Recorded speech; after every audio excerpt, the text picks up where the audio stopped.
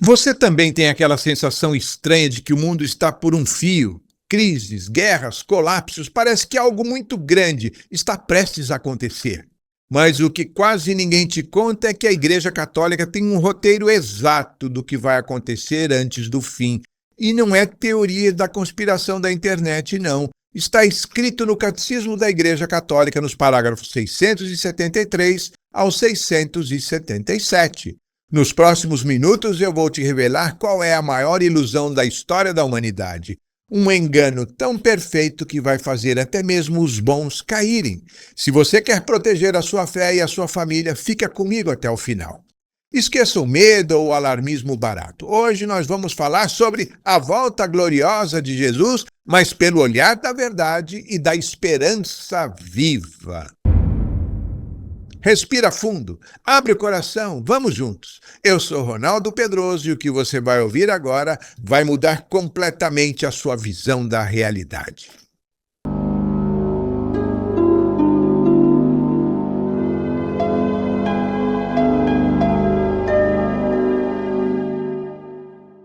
De volta eu quero pedir ao Espírito Santo que nos ilumine a todos nós, para que a gente consiga entender direitinho aquilo que vamos conversar hoje e que as coisas que vamos descobrir possam trazer paz aos nossos corações. E eu quero pedir também a intercessão amorosa de Nossa Senhora, a nossa querida Mãe do Céu, que ela nos ajude a transformar em vida tudo o que escutarmos.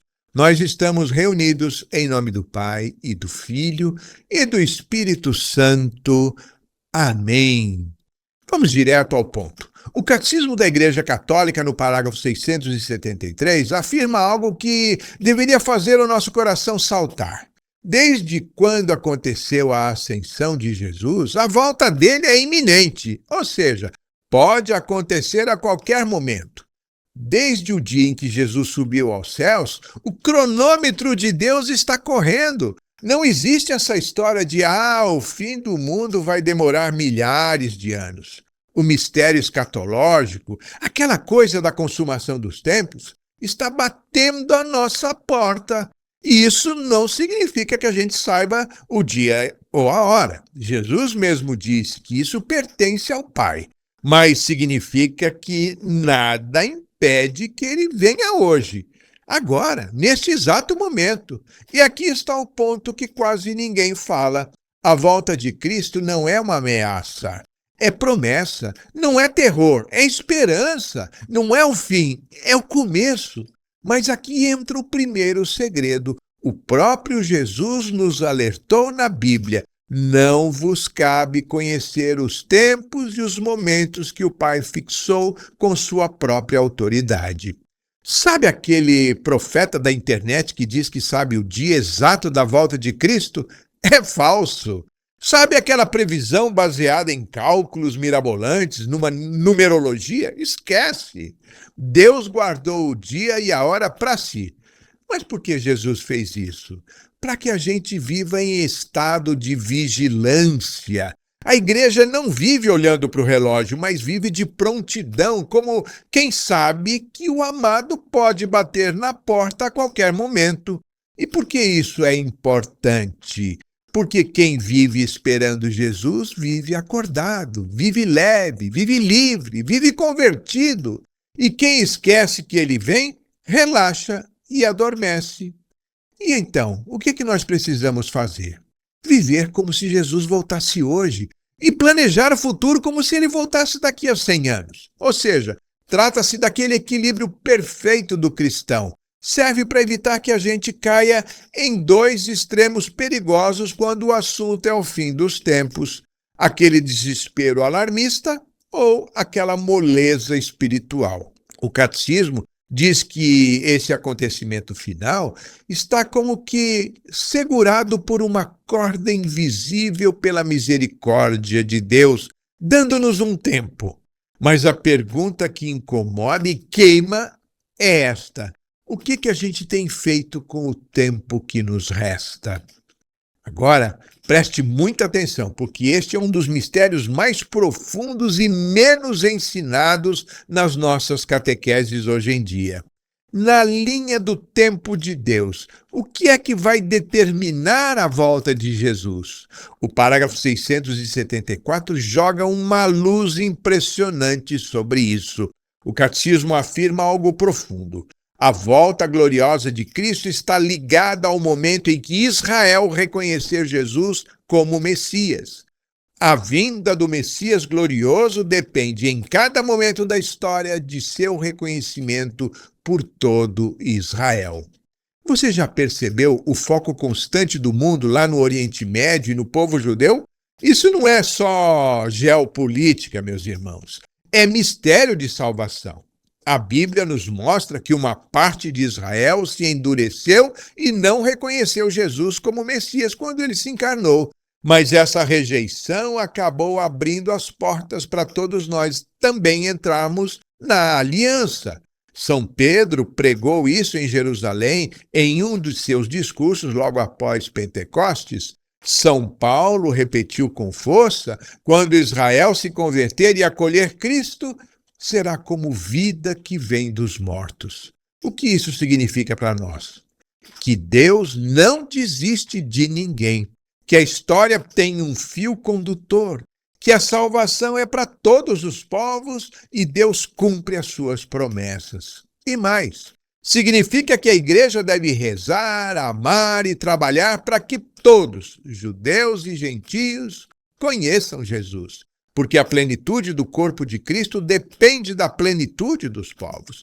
Mas aqui está o ponto de virada desta aula, e eu preciso que você me escute com a alma bem aberta. Antes de Jesus voltar na glória, a igreja, e isso inclui você, eu, as nossas famílias, todos, a igreja vai passar por uma provação final. O parágrafo 675 diz textualmente: a perseguição que acompanha a peregrinação da igreja na terra desvendará o mistério de iniquidade sob a forma de uma impostura religiosa ou de uma religião falsa e mentirosa. O que é isso, hein? O diabo não vai aparecer com chifres e cauda tentando fazer as pessoas odiarem a Deus explicitamente. Não. A estratégia dele é muito mais inteligente, sutil e devastadora. Ele vai oferecer uma solução aparente, uma solução para os problemas do mundo. Vai se apresentar como um suposto salvador dos problemas do mundo. Imagine uma época de caos, fome, polarização extrema e desespero. De repente surge uma força, um sistema, um líder ou uma mentalidade que promete resolver tudo. Promete paz mundial, estabilidade econômica, saúde para todos e o fim das divisões. Parece o paraíso na Terra, não é? Mas o catecismo avisa e nos adverte. Isso virá à custa da apostasia da verdade. Para ter esta paz, você terá que abrir mão dos mandamentos. Para ter esta paz, você tem que abrir mão da sua segurança. Você terá que negar a Cristo. Essa é a suprema impostura do anticristo. E qual é a essência do anticristo? É um pseudo ou falso messianismo. É quando o homem é levado a colocar-se a si mesmo no lugar de Deus. É a religião do eu faço as minhas regras. Eu decido o que é certo e errado. O homem se torna o centro de tudo. O homem é o seu próprio salvador. É a adoração ao próprio ego disfarçada de bondade universal e de um humanismo sem Deus. Muitos pensam que o anticristo é apenas um personagem de filme que vai aparecer no futuro. Mas o parágrafo 676 nos dá um choque de realidade. Esta impostura anticrística já aparece no mundo toda vez que se pretende realizar a esperança messiânica na história. Trocando em miúdos, toda ideologia política, todo sistema econômico, todo guru de autoajuda que te prometer a felicidade plena e o paraíso na terra, sem a necessidade de conversão, sem o Calvário e sem Deus, já é uma ramificação do anticristo, uma falsificação do evangelho. A igreja chama isso, historicamente, de milenarismo ou messianismo secularizado. Sabe quando tentam transformar a fé cristã numa ONG de assistência social? Quando dizem que o mais importante é a política, o bem-estar material ou o progresso da ciência, esquecendo a salvação das almas e a vida eterna? O catecismo não poupa palavras. Isso é, segundo o catecismo, intrinsecamente perverso.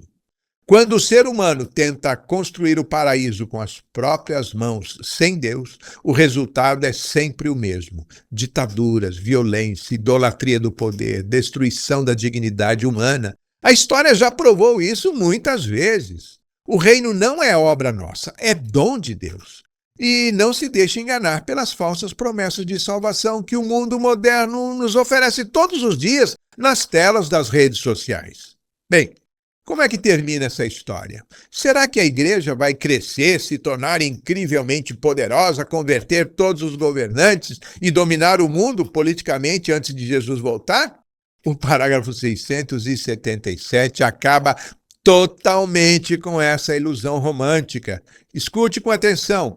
A igreja só entrará na glória do reino por meio desta derradeira Páscoa, em que seguirá o seu Senhor em sua morte e ressurreição.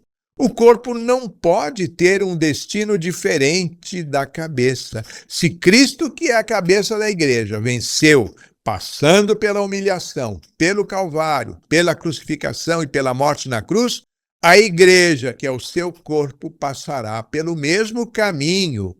O reino de Deus não vai se realizar por um progresso constante, automático, onde o mundo vai ficando cada vez melhor até virar o céu. Não. O fim da história será uma crise aguda. Será o desencadeamento último do mal. Humanamente falando, vai parecer que a igreja foi derrotada, assim como parecia que Jesus estava derrotado na tarde da Sexta-feira Santa, pregado na cruz, com os inimigos rindo ao seu redor. Mas é exatamente aí, no momento aparente de derrota, que vai acontecer o triunfo absoluto de Deus. Não vai ser uma vitória humana, vai ser uma intervenção divina. O Senhor voltará visivelmente. Haverá um abalo cósmico, este mundo que passa será transformado e então acontecerá o juízo final. A esposa de Cristo, a igreja purificada pelo sofrimento, descerá do céu resplandecente de glória. E isso indica que a forma definitiva da igreja, santa, gloriosa, sem mancha, não é construída apenas de baixo para cima, mas é dom que vem de Deus. O mal será banido para sempre e a justiça de Deus brilhará eternamente. Meus irmãos e minhas irmãs, por que é que eu fiz questão de trazer esta verdade teológica tão profunda para vocês hoje, hein? Não é para gerar medo. O medo paralisa, mas a verdade liberta. Eu trouxe essa palavra para despertar a sua alma do sono do relativismo. Nós estamos vivendo distraídos, gastamos horas rolando a tela do celular, nos preocupamos excessivamente com as curtidas, com bens materiais, com o que os outros pensam de nós, enquanto o destino eterno da nossa alma está em jogo. A iminência volta de Cristo nos grita uma urgência. Convertei-vos hoje. Não deixe para se reconciliar com Deus amanhã. É agora. Não deixe para confessar os seus pecados depois. Se o mistério da iniquidade já está operando no mundo através do relativismo, da perda da fé e da apostasia, a nossa resposta precisa ser a santidade radical. Jesus Cristo veio na carne, morreu na cruz e ressuscitou por amor a você e a mim. E ele vai voltar. Isso é uma certeza matemática, uma certeza de fé. E quando ele voltar, ele vai encontrar fé na sua casa? Ele vai te encontrar vigilante com a lâmpada acesa? Ou vai te encontrar mergulhado nas ilusões e nas mentiras deste mundo? Aproveite este momento, dobre os seus joelhos, retome a sua vida de oração, busque os sacramentos, faça uma confissão dos teus pecados, leia a palavra de Deus, proteja a sua mente das falsas promessas do mundo. Meu amigo, minha amiga, se essa mensagem tocou o seu coração e abriu os seus olhos para a realidade que o mundo tenta esconder, não guarde isso só para você. Nós precisamos acordar o maior número de pessoas possível enquanto ainda há tempo. Compartilhe este vídeo, dê um positivo se você gostou dessa mensagem, se inscreva aqui no nosso canal. Deixe aqui embaixo os seus comentários, o seu clamor, a sua oração. Que o Espírito Santo nos conceda a graça da fidelidade até o fim. Maranata, vem Senhor Jesus. Que Deus te abençoe profundamente e até a nossa próxima aula, se Deus quiser. Tchau, tchau.